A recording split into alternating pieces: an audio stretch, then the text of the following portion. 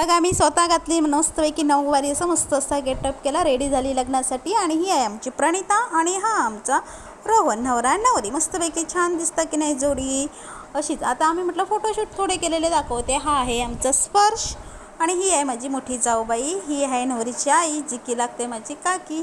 त्याच्यानंतर आला हा आरुष आणि हा ओजस, हे आहेत काकाचे मुलगे। आणि त्याच्यानंतर तुम्हाला स्पंदन आमचं दिसला नसेल तर बघा, हा आहे आमचा स्पंदन, सगळ्यांच्या अलीकडे आणि पलीकडे असं आमचं स्पंदन असतो, जे की त्याला झालं होतं गरम, त्याने सगळ्यांना सोडलं एकीकडे आणि आला कूलरच्या इथं आणि मस्तपैकी अशी थंड हवा अशी घेत बसलेला।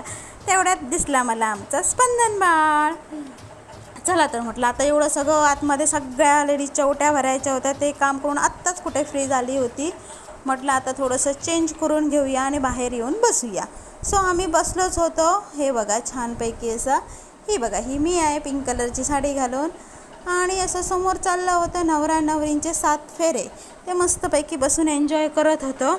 आणि 7 फेरे झाले की त्यांचं म्हटलं थोडंसं आम्ही सगळे डान्स करूया फॅमिली मिळून एकत्र। त्यासाठी लावलं आम्ही झिंग झिंग झिंग झिंग झिंगाट हे गाणं लावलं होतं, आणि सगळे छोट्यातलं छोटं आणि मोठ्यातलं मोठं सगळे मिळून मिक्स डान्स करत होते। छानपैकी असं डान्स केला, अर्धा 1 तास तरी केला। मनाला असं खूप असं बरं वाटलं, सगळी फॅमिली असल्यावर, सगळे रिलेटिव्ह असल्यावर खूप असं मनाला बरं वाटतं। तोच एक क्षण असतो जो की आपण सगळ्यांना भेटू शकतो, एकमेकाशी बोलू शकतो, गप्पा मारतो। कारण वर्षानुवर्ष आपण भेटत नाही कधी कधी, काय असं लांब असल्यामुळे। पण लग्नाचा असा एक असतो की जेवढे नातेवाईक आहे, जेवढे लांब असतात, ते एका क्षणासाठी एकत्र येतात। त्यामुळे मस्तपैकी बसून गप्पा मारण्यात जो आनंद असतो तो तिथेच मिळतो, बाकी कुठेच मिळत नाही।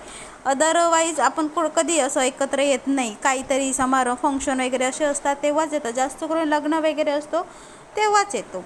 तर आजचा असा माझा व्हिडिओ होता, तुम्हाला आवडला तर नक्की लाईक करा, शेअर करा, कमेंट करा आणि सबस्क्राईब करायला विसरू नका। थँक्यू। चला भेटूया नेक्स्ट व्हिडिओमध्ये।